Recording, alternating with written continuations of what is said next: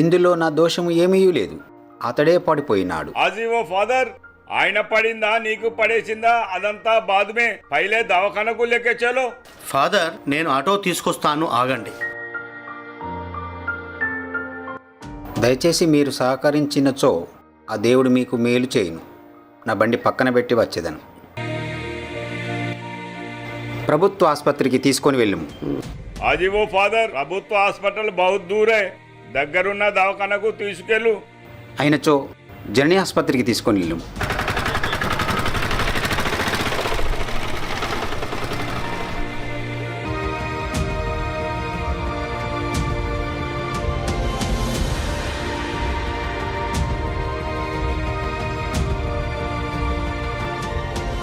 Doctor గారు.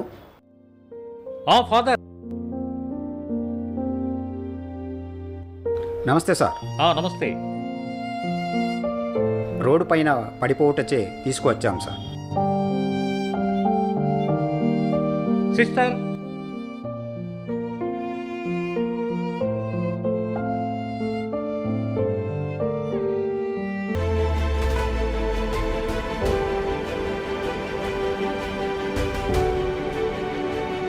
ముందుగా పేషెంట్కు first aid చేయండి. ఈలోగా నేను ఒకసారి రౌండ్స్కి వెళ్ళి వస్తాను.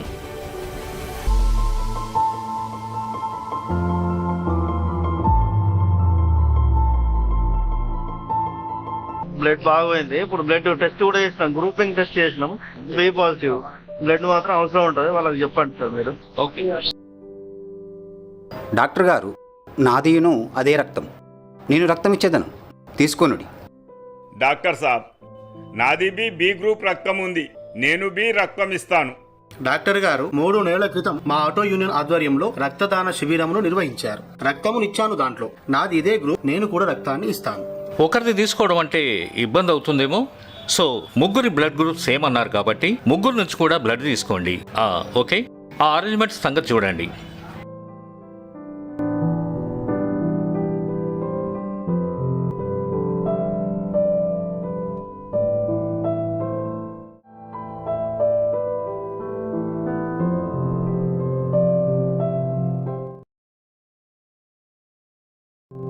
నేను ఇప్పుడే వస్తాను, ఆగండి.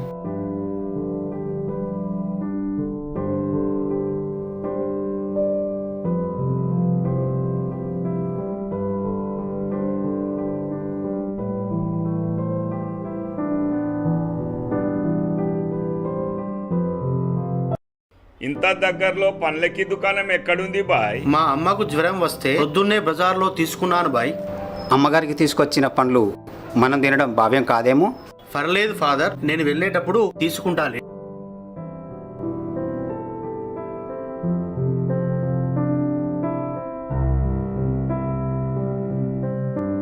ఈ 2 ఆయనకి ఇద్దాం బాయ్, ఎందుకంటే అతను కూడా. ఎలా ఉన్నారు? పర్వాలేదు sir, we are all very well. మాకేం తక్లీఫ్ లేదు సార్. డాక్టర్ గారు, ఆ యువకుని పరిస్థితి. Okay, no problem. మీరు సమయానికి తీసుకురావడమే కాకుండా రక్తాన్ని కూడా ఇచ్చారు కాబట్టి రక్తం ఎక్కించాం. త్వరలోనే కోలుకుంటాడు. He's very well now. Doctor గారు, ఇందులో మాది ఏమీ ఉన్నది, అంతా కరుణామయుని దయ. డాక్టర్ గారు, మేము ఏం చేశాము అనే దానికంటే ముందు సమయానికి మీరు ట్రీట్మెంట్ ఇవ్వడం చాలా గొప్ప విషయం సార్. పాపం అతన్ని చూస్తే జాలి వేస్తుంది. నాదొక చిన్న రిక్వెస్ట్ సార్. ఏమిటది? సార్, అతని ట్రీట్మెంట్కు అయ్యే ఖర్చు గురించి చెప్తే I shall pay the amount. Are you uneducated? Yes sir, I am graduate. What? Being a educated? Auto నడపడం ఏంటని ఆశ్చర్యపోతున్నారా సార్? నాలాంటి వాళ్ళెందరో ఉద్యోగాలు దొరకక వృత్తి కోసం నీతిగా బ్రతికేటందుకు ఏవేవో పనులు చేసుకుంటున్నారు సార్. సరే, నా విషయం అలా ఉంచండి సార్. అతని బిల్లు గురించి చెప్తే. వా బాయ్ వా, తుజే తారీఫ్ కర్నా చాహియే. అడగక ముందే ఆటో తెచ్చినవు, మమ్మల్ని అందరినీ దవాఖానకు తీసుకువచ్చినవు, అందరికీ పండ్లు తినిపించినవు, ఫిర్ भी రక్తం కూడా ఇచ్చినవు. अभी क्या डॉक्टर को अकेले फीस देता बोल रहे? ये नहीं मानते भाई, हमारा जो हिस्सा है हम भी दे देंगे. Good, very good. ఆపదలో ఉన్న ఓ వ్యక్తిని హాస్పిటల్కు తీసుకొచ్చారు. అతను ఎవరు ఏంటో తెలియకపోయినా అతన్ని కాపాడడం కోసం, మీ రక్తాన్ని ఇవ్వడం కోసం కూడా ముందుకొచ్చారు. ఇంత మానవత్వాన్ని చాటిన నిజంగా మీరు అభినందనీయులు. ఇప్పుడు ఫీజు ఇవ్వడం కోసం కూడా ముందుకొచ్చారు. మిమ్మల్ని చూస్తూ ఉంటే నాకు ఒకటి అనిపిస్తోంది. అంటే మీరనేది? మ్మ్. ఒక అపరిచిత వ్యక్తికి మీరు ఇంత సాయం చేయడానికి ముందుకు రావడం చూశాక నా వంతుగా ఆ పేషెంట్కు ఫ్రీగా ట్రీట్మెంట్ ఇద్దామని అనుకుంటున్నాను. ఓకే, ఇప్పుడు పేషెంట్ చూద్దాం పదండి.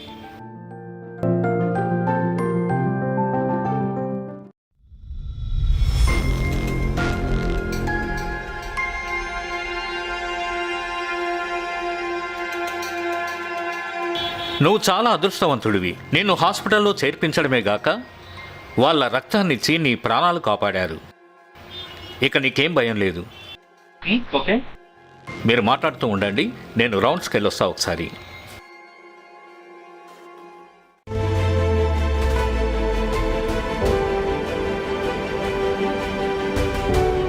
నేనెవరో ఏంటో తెలియకుండానే నాకు దెబ్బ తాకిన వెంటనే నన్ను హాస్పిటల్ చేర్పించడమే కాకుండా మీ రక్తాన్నిచ్చి కాపాడిన దేవుళ్ళు మీరు.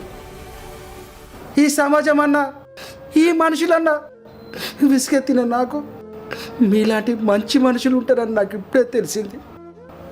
మీరు నన్ను ఎలా తీర్చుకోవాలి?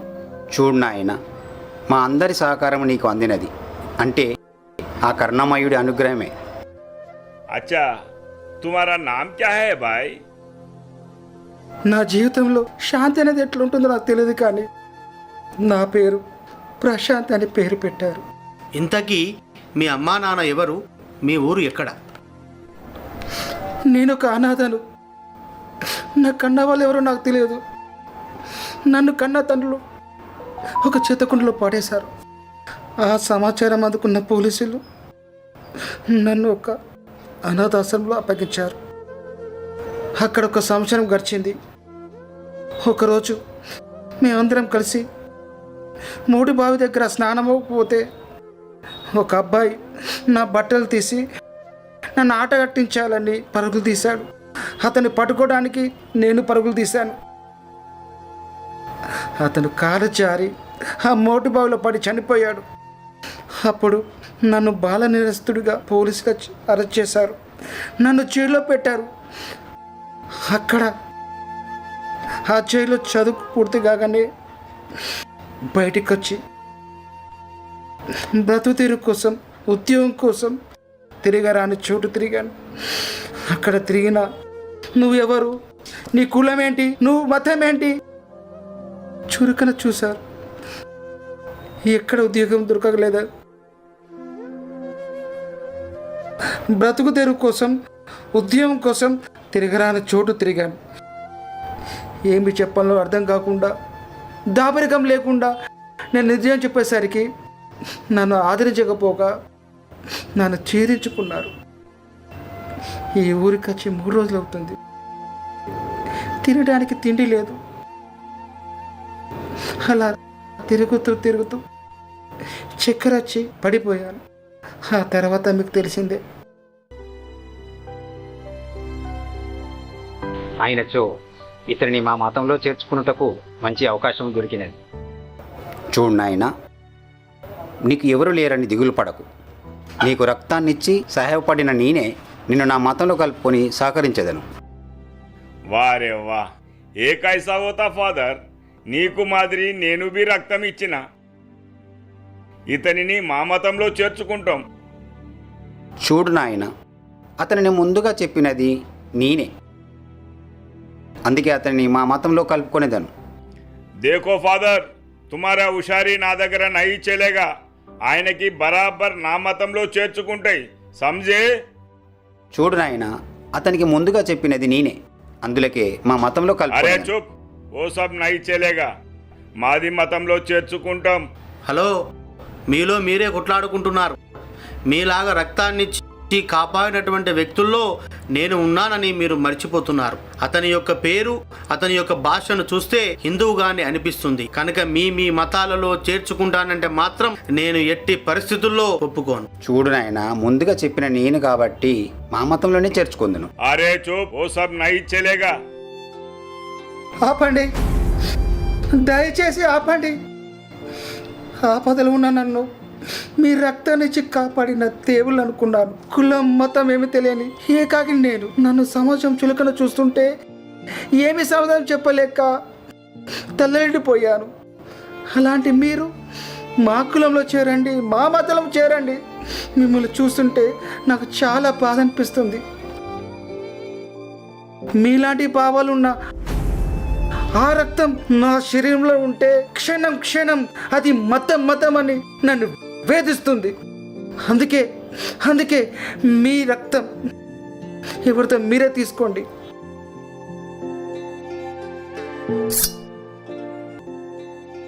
మీరిచ్చిన రక్తం మీరే తీసుకోండి. ए अल्लाह, इनको बचाओ. ఏ ప్రభువా, కాపాడు తండ్రి. ఏడుకొండలవాడా, కాపాడు తండ్రి. సిస్టర్,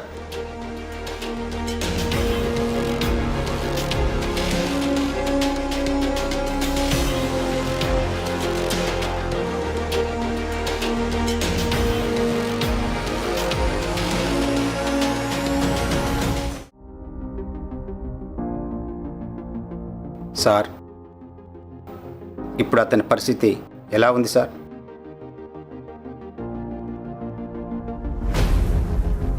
ఇప్పుడు అతని పరిస్థితి కాస్త విషమంగానే ఉంది. సార్, అసలు ఏం జరిగిందంటే अरे సార్, चुप, तुम क्या बोलेगा, मैं बोलूंगा. మీరిద్దరు ఆగండి, నేను చెప్తాను, ఆగండి. చాలు, ఇక చాలు. మీరెవ్వరూ చెప్పాల్సిన అవసరం లేదు. ఏం జరిగిందో అంతా తనే చెప్పాడు.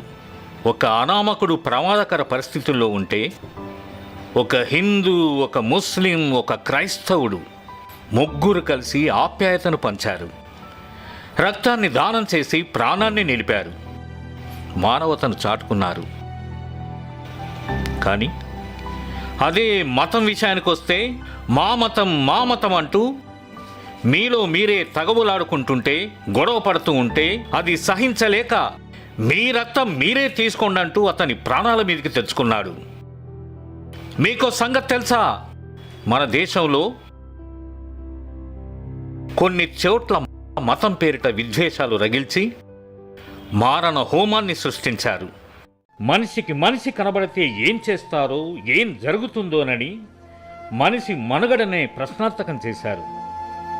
కలిసిమెలిసి అన్నదమ్ముల్లా ఉండాల్సిన వాళ్ళు మతం పేరిట ఈరోజు ఒకరినొకరు కనబడితే ఏం చేసుకుంటారోనన్న పరిస్థితి తీసుకొచ్చారు. మీ మూలంగా ఇప్పుడు అలాంటి పరిస్థితి ఇక్కడ కూడా రావాలనుకుంటున్నారా? మానవత్వాన్ని పంచండి, మనుషులుగా జీవించండి. మతం పేరిట విద్వేషాలు రగిల్చి మనిషిని మనిషికి దూరం చేసే అడ్డుగోడలు కాదు, మనిషిని మనిషి కలుపుకుపోయే సహజీవనం కావాలి మనకిప్పుడు. ఒక్కసారి మంచి మనసుతో ఆలోచించండి. దానికి మీరే, అవును, ఎస్, మీరే ఆలోచించాలి. ఈ దేశం ఎలా ఉండాలో ఎస్ మీరే ఆలోచించాలి. అవును, మీరే ఆలోచించాలి. డాక్టర్ సాబ్, आप जो बोले ना, అది నాకు సమజైంది. ఆయిందా మీరు ఎట్లా చెప్పినో అట్లా నేను నడుచుకుంటా. ఏ మేరా వాదా హై. డాక్టర్ గారు, మీ బోధనలు గ్రహించి తిని ఇక మీదట మీరు చెప్పినట్లే నడుచుకోగలము. డాక్టర్ గారు, యాక్చువల్లీ వాళ్ళల్లో పోటీని చూసి నేను అన్నానే తప్ప నాకెటువంటి అభిప్రాయం లేదు. మీరు చెప్పినట్టే నేను అంగీకరిస్తాను. మతం కోసమే కాకుండా మానవత్వం కోసం పాటుపడతామని మీకు మాటిస్తున్నాం.